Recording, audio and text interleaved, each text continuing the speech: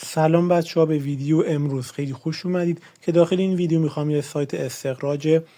تون کوین رایگان بهتون معرفی کنم همراه با اثبات برداشت که با هم دیگه از این سایت برداشتم میزنیم. لینک سایت رو توی قسمت نظرات براتون گذاشتم و اینجا توی این قسمت یه سری توضیحات داده و گفته تنها 14 روزه که این سایت شروع به فعالیت کرده و اینجا توی این قسمت هم یه سری از اثبات برداشت‌های خودش رو قرار داده و با هم دیگه از این سایت برداشتم میزنیم. اینجا برای ثبت نام فقط کافیه که روی گزینه استارت بزنیم تا وارد این صفحه بشیم و اینجا توی این قسمت ما باید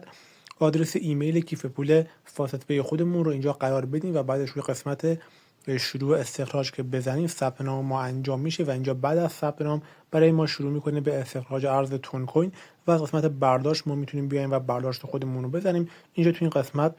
فقط کافیه که ما روی موجودی خودمون کلیک بکنیم تا کل موجودی ما توی قسمت پایینتر قرار بگیره و اینجا روی درخواست که بزنیم درخواست برداشت ما انجام میشه که با موفقیت انجام شد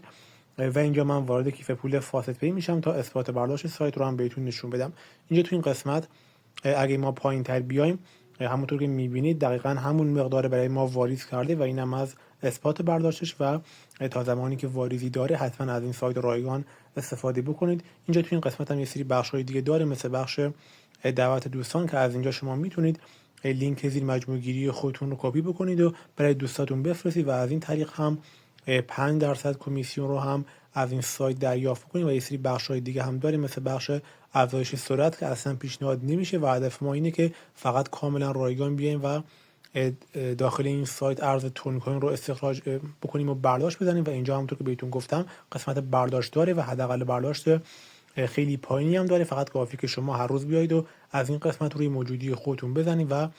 برداشت خودتون رو داخل این سایت بزنید. خب بچه‌ها، اینم از ویدیو امروز. لایک و سابسکرایب فراموش نشه و تا ویدیو بعدی خداحافظ.